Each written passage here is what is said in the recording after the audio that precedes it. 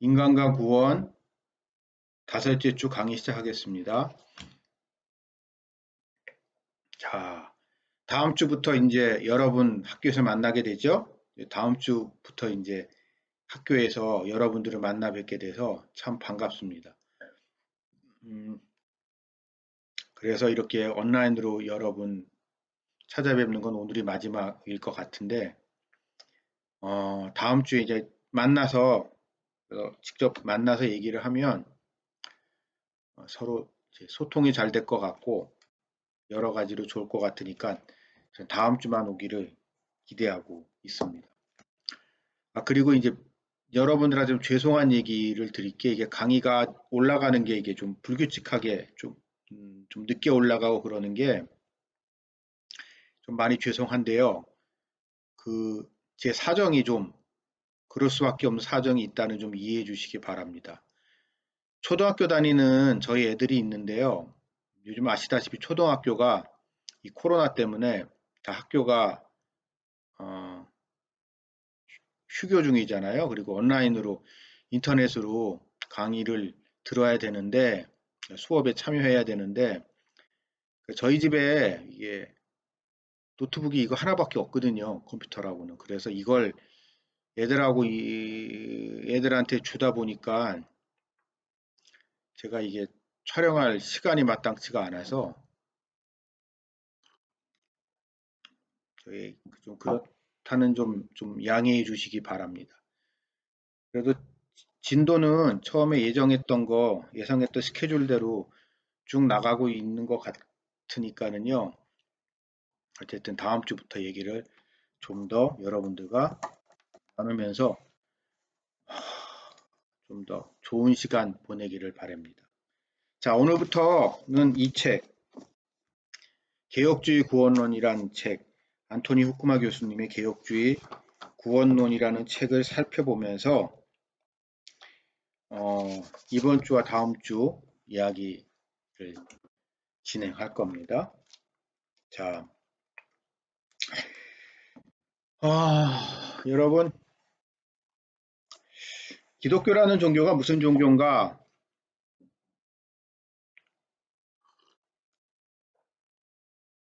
기독교라는 종교가 무슨 종교일까요? 구원의 종교입니다. 뭐 세상에 많은 종교가 있죠. 종교라는 게 있는데요. 기독교가 다른 종교와 구별되는 가장 고유한 특수성은 구원이라는 것, 그리고 구원이라는 것에 집중하고 있는 거고요.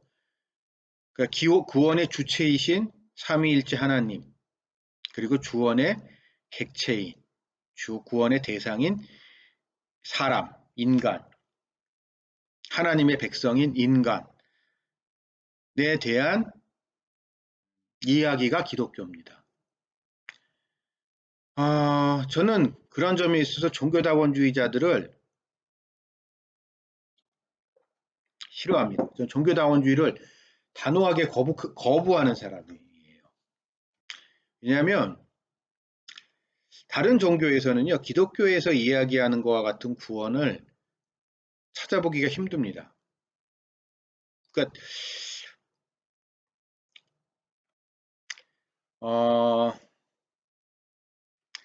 종교다원주의, 다른 종교들에서도 구원이라는 이야기를 하기는 하는 종교도 있죠. 하지만 다른 종교에서 얘기하는 구원이라는 것을 내용을 살펴보면, 그러니까 같은 언어란 구원이라는 단어를 사용하고 있을지라도 그 구원의 내용이 과연 무엇이냐라고 살펴봤을 때 기독교는 다른 종교와는 전혀 다른 이야기를 하고 있습니다.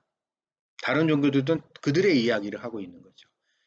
만약에 우리가요, 다른 종교에서 이야기하고 있는 구원의 이야기와 기독교에서 얘기하고 있는 구원의 이야기를 같은 거로 보기 시작하게 되면은요, 그거는 결국 개별 종교의 고유성을 무시하는, 특수성을 거부하는 아주 제국주의적인 생각일 수 있거든요. 즉, 어, 그렇기 때문에 저는 종교다원주의를 단호하게 거부하고요. 뭐 그렇다고 다른 종교랑 뭐 치고받고 싸우자 이런 얘기는 절대 아니고요. 다만 우리가 믿고 있는 기독교라는 종교가 구원의 종교다라는 점. 왜냐? 기독교, 그리스도교, 예수교는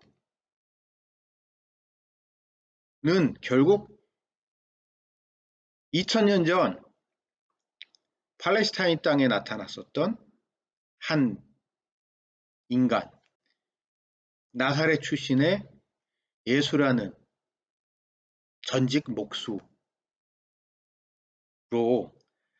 자기 자신은 하나님의 아들이라고 세상에 선포했었던 어느 한 사람, 그 사람, 그러다 유대인들에게 배척당하고 로마인들에게 넘겨져서 십자가에 죄 없이 돌아가셨던 그분. 그리고 그러나 그분이 살아나셨다는 부활의 캐리그마를 믿는 것. 그리고 부활하신 그분이 승천하셨고 마지막 날에 다시 오실 것이다 라는 그 이야기. 원시 캐리그마를 믿는 것에서부터 시작되는 게 기독교이기 때문에요. 그 점에 대해서 그러니까 출발점부터 시작점부터 기독교는 그게 그러한 근데 그 모든 것은 결국 왜 일어났냐? 우리를 구원하시겠다고. 내가 왜 이런 일을 해라고 얘기할 수 있는 사람이 누구죠? 나거든요. 예수님이 왜 그러셨는지를 규정할 수 있는 사람은 예수님 자신입니다. 근데 예수님이 자신의 이런 모든 삶의 목적이 뭐였냐?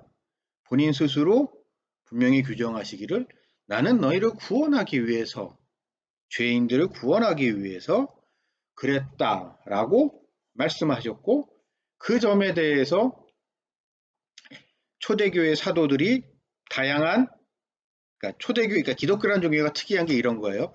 초대교회 사도들이 있었어요. 12제자들도 있었고 12제자는 아니어도 사도 바울도 있었고 그들 사이에 조금씩 다른 부분이 있어요. 똑같지가 않습니다. 기독교라는 종교는 특이해요. 그런 면에서 복음서도 하나만 있는 게 아니잖아요. 사복음서가 있습니다. 대부분의 종교들은요. 희한한 게 이게 종교라는 게 발전 단계에 있어서 자신들의 경전을요. 하나로 이렇게 모아가요. 자기네들 종교라는 게 만들어지는 단계에서 여러 그 종교의 시발점에서 있었던 이야기들에 대한 기록을 글로 남기고 그러니까 구전으로 전승되다가 글로 남기는데 그 글로 남겼던 거를 나중에 시간이 지나면서 하나의 제도화된 종교로 되는 과정에서 그런 것들 이렇게 서로 합쳐봅니다. 이렇게 그런 편집 과정을 통해서 이렇게 첨삭이 되는데 기독교라는 종교는 특이하게 초대교회는 그걸 만들어지는 과정, 초대교회가 형성되고 종교라는 것이 만들어지고 경전이라는 게 만들어지는 과정에서 그 다양성을 그대로 보존을 하고 있어요. 그렇죠? 자유주의 신학자들은 그 고유성, 그런 각 고유성에서 나온 차이점을 가지고 막 파고들면서 기독교라는 종교를 공격하지만 또 다른 한편으로는 그들이 간구하고는 가장 결정적인 게 그러한 다양성을 존중하는 게 기독교라는 점인데 그럼에도 불구하고 기독교라는 종교 이것이 기독교다. 이것은 정통이다. 이건 이단이 아니다라는 거에 명확한 경계선이 뭐예요? 바로 구원이라는 문제죠. 오늘부터 우리가 살펴본.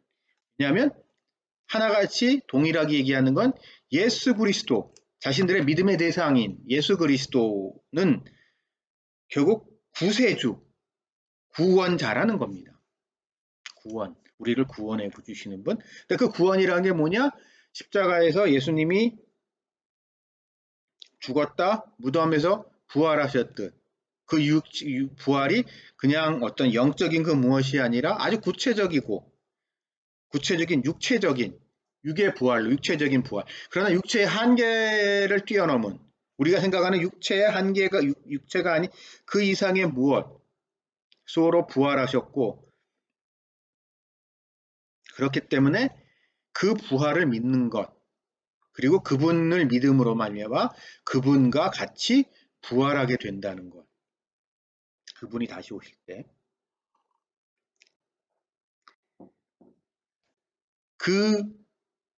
그것을 믿는 것, 그것이 바로 기독교라는 거죠. 그건 기독교라는 종교가 기독교이기 위해서 정해져야, 그러니까 분명히 고수되어야 될, 뭐라고 해야 되나, 가장 커먼센스한 부분이다라고 저는 생각을 합니다. 그래서 우리의 모든 신학은 결국 이 구원이라는 것에 있어서 구원의 지난주까지 우리가 살펴본 건 뭐죠? 구원의 대상인 인간. 그러면서 구원의 대상이면서도 또 인간에게는 특이함이 있어요. 구원에 참여하기도 하거든요. 그렇죠? 그냥 예수님의 은혜로 하나님의 은혜로 말미암아 예수 그리스도와 연합하여 우리가 구원을 받습니다. 구원을 받는데 그것이 그거로 끝나는 게 아니라 그거를 통하여 하나님의 사역, 하나님의 나라에 참여하게 되는 그러한 인간의 모습을 성경은 말씀하고 계신데 그러한 인간에 대한 이야기입니다. 이 이야기가 지난까지 살펴본 이야기였고 오늘부터 이제 살펴볼 이야기는 그럼 이 구원의 대상인 그러니까 지난주까지 살펴본 인간, 즉 정말 피조된 인격체로서의 인간이 그 구원을 받는데 구원이 뭐냐라는 이야기를 오늘부터 여러분들과 살펴볼 겁니다. 근데 우리가 이 구원이라는 부분을 갖다가 살펴보는 데 있어서 앞으로 몇 주 동안 살펴볼 텐데요. 여러분이 이제 조심해야 될 부분이 있어요. 무언고 하니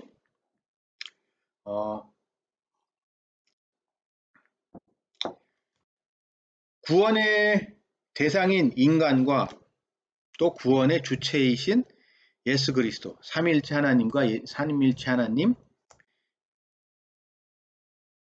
이 모든 것의 관계 속에는 일종의 역설의 논리가 존재한다는 겁니다. 그러니까 기독교가 다른 종교와 차이 나는 그러니까 중요한 특징인데 인간의 구원이라는 게 여러분 결국 그러니까 인간은요 죄인이면서 동시에 의인이죠. 그렇죠? 기독교에서는 우리를 죄인이면서 동시에 의인이라고 합니다. 우리 한번 생각해 봅시다.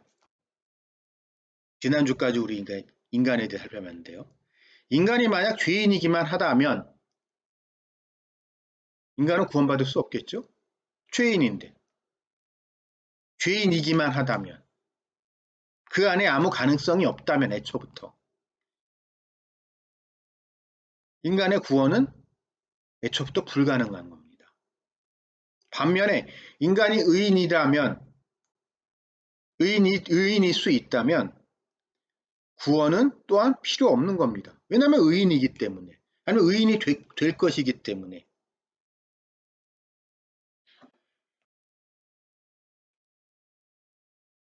무슨 얘기인지 이해가 되시나요? 기독교는 이렇게요. 이 두 사이의 딜레마를 해결하기 위해서 역설의 논리를 이용합니다. 즉 인간은 죄인이면서 동시에 의인이다. 인간이 죄인이면서 동시에 의인이다라는 걸 부인하고 만약에요. 그래 죄인이었지. 근데 이제 구원받았으니까 의인이야. 더 이상 인간은 죄인이 아니야. 라고 얘기하면 이게 뭘까요? 결국 구원파죠. 구원파. 그게 문제점은 결국 야, 너 이미 의인이 됐는데 너의 구원은 확정됐고 너가 이미 구원이 됐는데 옛날에 죄인이었던 시절에 대해서 왜 그렇게 이렇게 그래? 아, 이건 끝난 거고 지나간 거고 그런 거에 대해서는 더 이상 신경 쓰지 말고 의인으로서 구원의 기쁨을 만끽하면서 살아. 넌 이미 의인이니까 라고 얘기하는 게 뭐예요? 결국 구원파잖아요. 그쵸? 반면에 여전히 너는 죄인인 것 같지만 아니, 의인인 것 같지만 넌 여전히 죄인이야. 의인인 것 같지만 넌 여전히 죄인이야. 라고 하면은 그게 결국 어떤 게 될까요?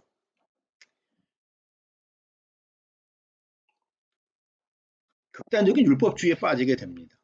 사람들은 신경 쓰여하게 빠지게 돼요. 그리고 자신의 구원을 확정하기 위해서 부단히 뭔가를 하죠. 그런 모습을 보이는 전형적인 집단? 아마 신천지 같아요, 제가 보기엔.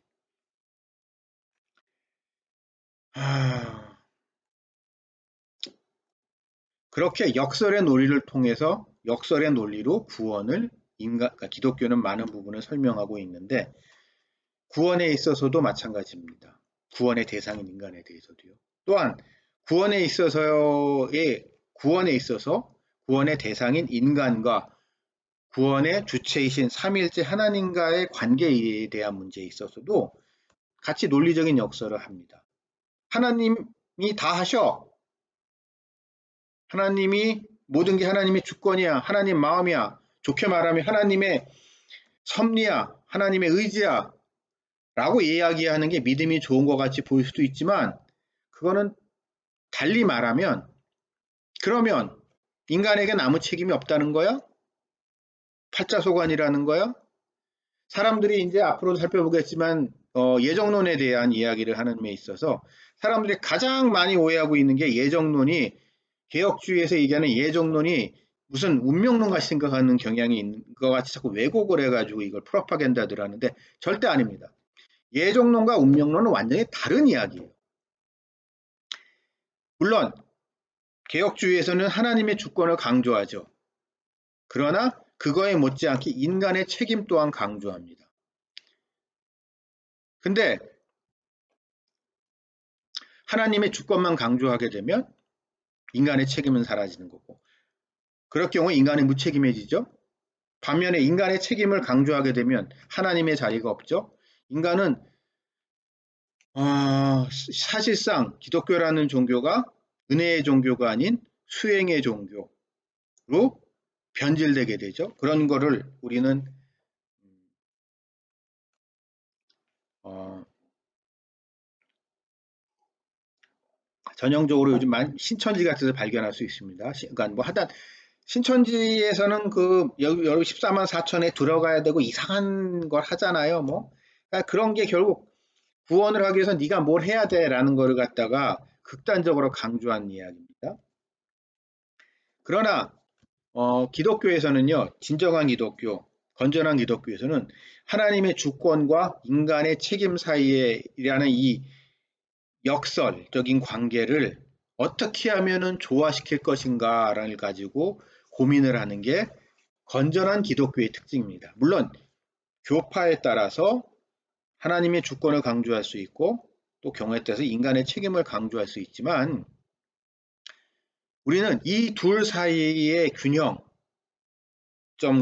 이 둘을 갖다가 어떻게 포괄할 수 있는가를 가지고 고민하는 게 기독교입니다. 그래서 우리가 믿고 있는 기독교의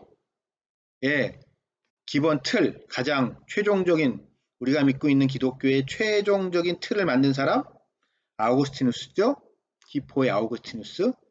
그가 왜 은혜를 강조했을까요? 결국 아우구스티누스의 신학의 발전 단계에 있어서 오늘날까지도 우리에게 가장 중요한 영향을 미치는 그의 은혜론, 은혜 박사인 그의 라이벌이었던 펠라기우스, 브리튼 출신의 펠라기우스. 펠라기우스는 결국 인간의 책임, 도덕적인 삶 강조하죠. 그건 좋아 보여요. 그러다 펠라기우스가 빠졌던 함정. 그럼 하나님은 뭐야? 하나님의 다리가 뭐야? 라는 그 함정에 빠졌을 때 그럼 예수를 믿을 필요가 뭐가 있어? 하나님을 믿을 필요가 뭐가 있어?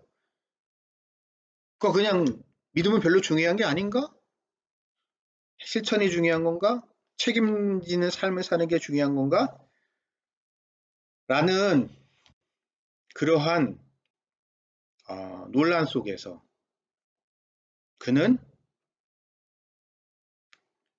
교회 밖으로 밀려났지만 오늘날까지도 펠라기우스적인 사고, 이미 세미 펠라기안들이죠.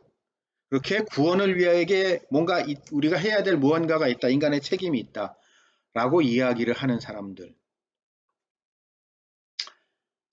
우리는 경계해야 됩니다. 그것이 기독교의 본질이기 때문이죠. 또한 구원의 완성인 종말에 있어서도 두 가지 모습이 있습니다. 여러분 이제 우리가 예수님이 그런 얘기 하시잖아요. 하나님의 나라가 이미 이 땅에 이루어졌다는 것과 하나님의 나라가 올 거다. 그러니까 현재적 종말론과 미래적 종말론이 성경에는 두 개 다 등장합니다. 그것은 구원이 이미 이루어졌다는 것과 앞으로 미래의 구원이 이루어질 거다라는 좀 두 가지의 모순적으로 보일 수도 있는 이 두 가지 부분이 구원에는 분명히 존재하는데 이 둘 사이에 갖다가 어떻게 엮을 것인가? 그것은 바로 역설의 논리라는 거죠. 만약 하나님의 나라가 이미 이 땅에 임했다면, 그게 끝났다면 무슨 문제가 생길까요, 여러분? 이미 예수 그리스도께서 이 땅에 오셨고 예수 그리스도께서 십자가에서 못 박히셨고 그래서 그걸 통해 우리의 죄를 다 짊어지셨고 부활하심으로 말미암아 그 모든 어둠의 세력에 대한 최종적인 승리를 다 이루셨다면 그래서 구원이 완성됐다면 그래서 이미 이 땅에 하나님의 나라가 임했다면 왜 이 세상은 이 모양일 꼴일까요? 왜 우리는 코로나 때문에 이 고생을 하고 있을까? 라는 질문이 나오게 됩니다. 이 질문은 누가 던질까요? 유대인들이 던집니다. 지금도 유대교에서 예수 그리스도를 메시아로 인정하지 않는 가장 핵심적인 이유는 예수 그리스도가 나사렛 예수 그 사람이 옛날에 있었다는 걸 알겠는데 그 사람이 만약에 그렇게 진짜 하나님의 아들이들이고 하나님의 나라가 그를 통해서 이 땅에 이미 이루어졌다면 왜 세상은 이모 이 꼴이냐? 라고 하면서 유대인들은 반박을 하죠. 반면에 하나님의 나라가 저 멀리 피안의 것, 종말은 저 피안의 것이라면 지금 우리는 이 땅을 어떻게 살아가야 돼요? 이 땅은 우리는 결국 어두움의 세상에서